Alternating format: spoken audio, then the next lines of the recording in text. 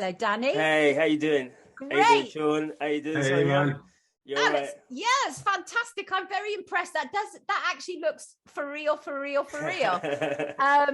are you doing this morning, Danny? I'm very, very good, thank you. How are you? Great. Thank you so much for joining us. Danny is here to talk about some fairly controversial topics, frankly. Danny is a sort of driver by day, but he's also a podcaster. And I said to him yesterday, you're also a social commentator. He said, well, I don't think you can call me that, but damn it, I will. And I told you I would. You did indeed. I did. Danny, thank you for joining us. As I say, you started speaking out in 2020 against various factions. Give us some information. Well, I started coming out against the whole Black Lives Matter situation that was going on.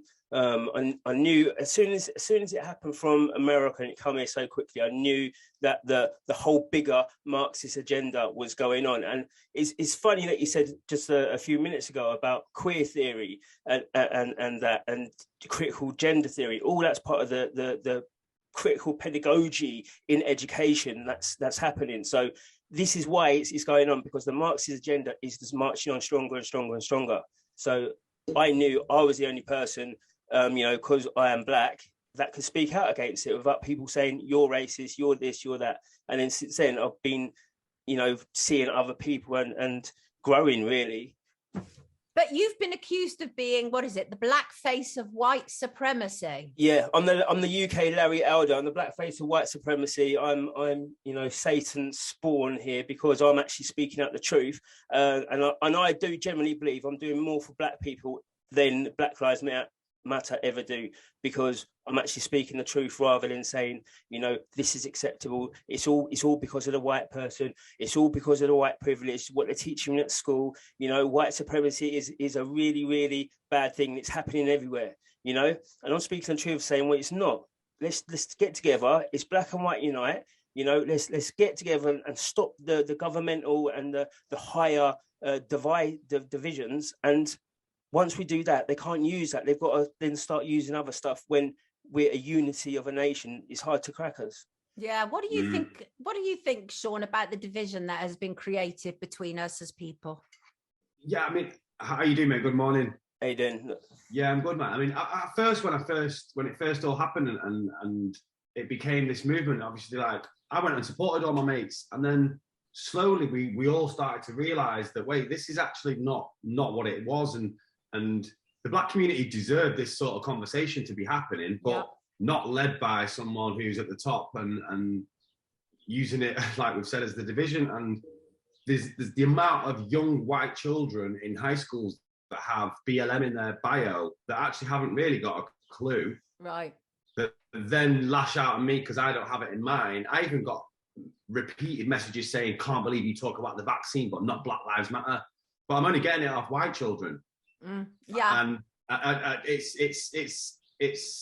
it's just another way of causing the divide. And then you had Hollywood pumping out slave film after slave film, and the narrative just grew and grew and grew all the way up to what happened sadly with the George Floyd stuff. But even that's just so hard. There's just so much.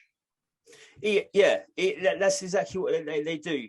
They want to put it onto this. White people are responsible for everything, and if you don't support Black Lives Matter, then you are a white supremacist. So when all the people are pumping in money into the foundations, into the donation links, and in America they got 90 million quid or around that amount.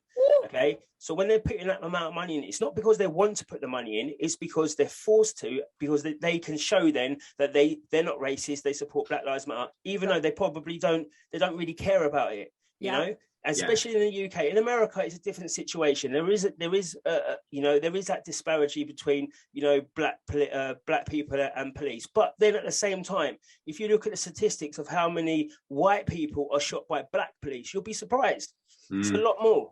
They don't want to do that. They don't want to show the truth. So when I come out and I say, this is the truth of the matter, this is where I think it's heading, and you guys have got to show me something different. The first thing is show me a protest that is not based on violence or rioting with black people for Black Lives Matter, because it doesn't happen. It's only the white Marxists or the white socialists who are going and pumping this out to people. if there's a riot, or if it's going to go on, if it's going to be some violence, or if it's going to be something like that, you're going to tend to get it because people are angry. They're making people angry, so they'll come out and do their frustrations.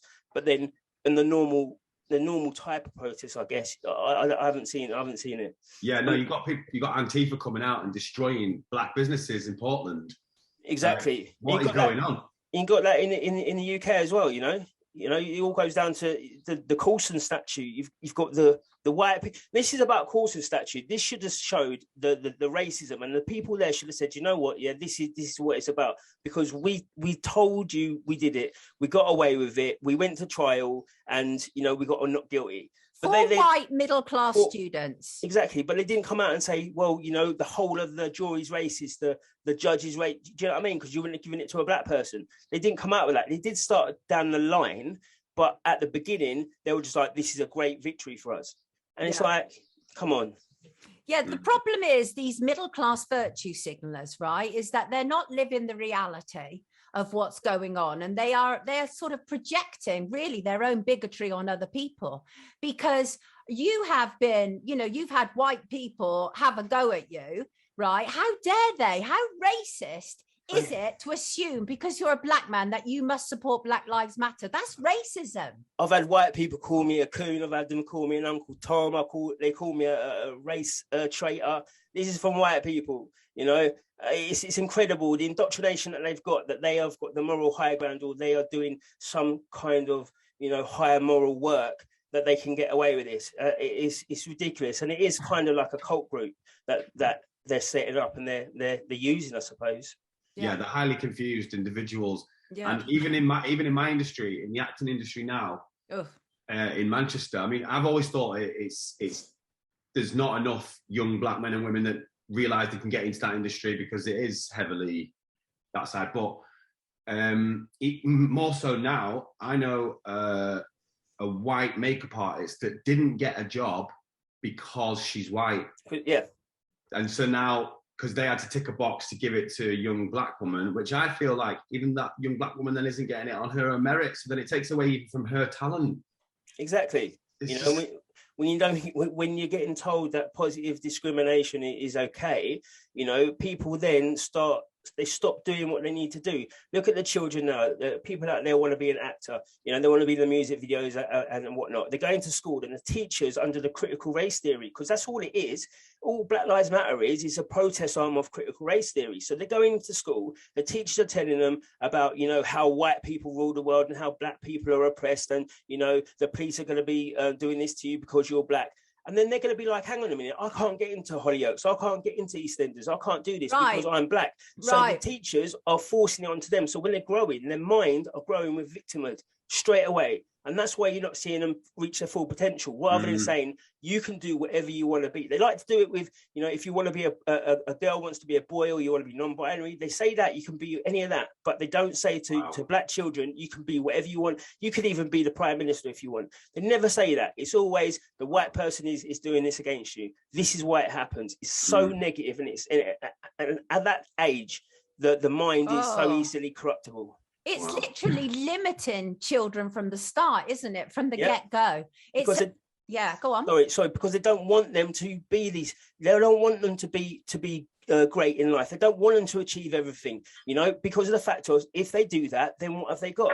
They haven't got the race Marxism, so they can't carry on with their Marxism. They need that divide, and they need to make sure that they oppress one side of people by telling them you're oppressed.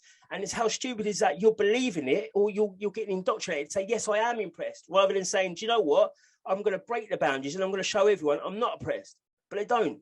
They're like, oh, yeah, I am. Look at my surroundings. Look at everyone else. We can't do nothing. We're done for. This is our life. Do you feel a bit of a lone voice in this, or Danny? I am, because, like Sean would say, once you put yourself out there, not a lot of people in the mainstream will want to help you achieve that. Not many people want your voice to grow, or your opinions to grow. In Sean's case, so they kind of lock you down in your own little box to make me seem like I'm the only person saying this. But people I speak to are like, Danny, yeah, we agree with that. We know that. You can go to America. You can look at, Candace Owens, Officer Tatum, all these people. They're all speaking about it, but they're allowed to because they have their network. in the UK, we haven't really got that network, but we're growing it now. You know, places like here, Sonia, you know, independent people doing independent things.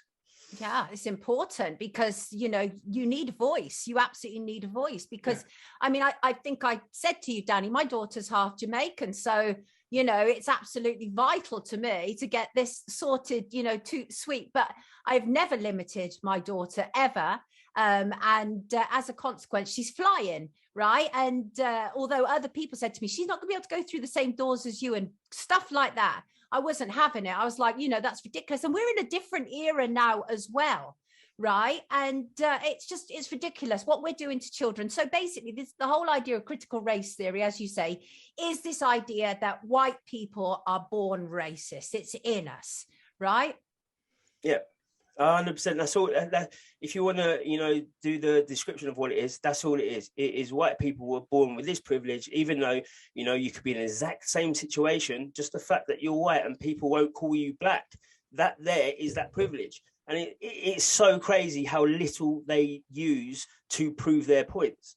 I don't see they should do that. They should go into the communities, into the societies, and saying, what's the problem? Number one problem of the black communities is the black economy, which is drugs. Okay, take out the drugs out of your community, which means you've got to then tell on the people who are selling the drugs. That's number one. Number two is the families. You know, there's a lot of single parent, single mother families in there because of the fact that the men are going to jail because they're having drugs. So then there's more female to male ratio. So there's not men that are going to be saying, hang on a minute, I want to settle down.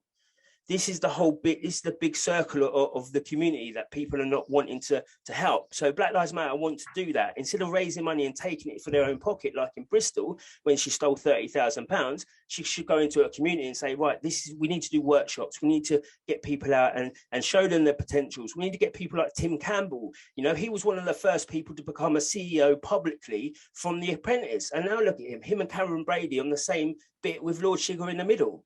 That means that we can do anything. You know, everyone can do everything as long as you put your mind to it. There's none of this equity of outcome. You know, we've all got the same opportunities. We've all got to use the same opportunities. We shouldn't all have to say, right, at the end of our life, we should all end up with the same, which is what they're trying to do at the moment. No, we should all have the same opportunities. And if you choose to take it, you do. If you don't, you don't. But we shouldn't be getting brainwashed in school. And that's number one, I think. Yeah, we have to be much more positive in this approach. And that's not to deny that there are problems, because obviously there are issues, but a lot of it is classist anyway. As I said to you, you know, in like TV, for example, you'll get, you know, the TV researchers for BBC, they'll employ other Cambridge or, you know, Oxbridge grads, and that often is what happens, you know. So it's classist more than racist. Yeah, that's what I was talking about more. It's main in the sorry, I didn't mean to cut you off. In the crew, it's just mainly more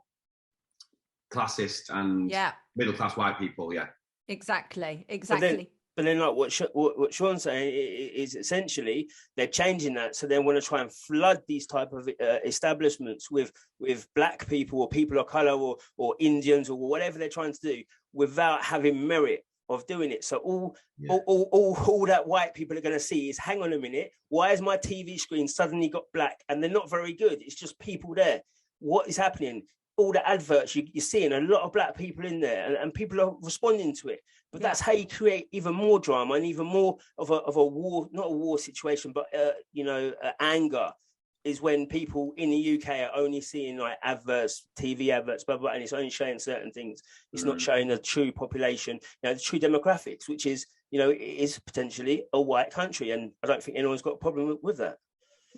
What people are asking in the comments, your thoughts on the Jussie Smollett situation. Are you familiar with that? Yeah, I'm glad that he got sentenced for what he did, because again, he's a Marxist who just tried to accelerate racial tensions. If he had got found not guilty, what would have happened? Would Black Lives Matter have gone out and would they have started rioting again? Would they have then started saying, see, I told you, even the people at the top get these racial attacks? And what kind of person does that? Would say, hang on a minute, I want to make myself more famous, so I'm going to say that these white people beat me up in a racial attack. To me, that's the mentality of a lot of people. They have a lot of hate and a lot of anger towards white people. You know, it's crazy. We need less of it, don't we? Danny, thank you for joining us this morning and giving some clarity to this. It's really important. It's vital what you're doing. Thank really you. Vital. Bring some Thank balance. you for having me on. Absolute pleasure. Good to meet you. Take good care of yourself. Everybody. Danny Roscoe. Take good care, Danny. See you soon. Thank you. See you soon.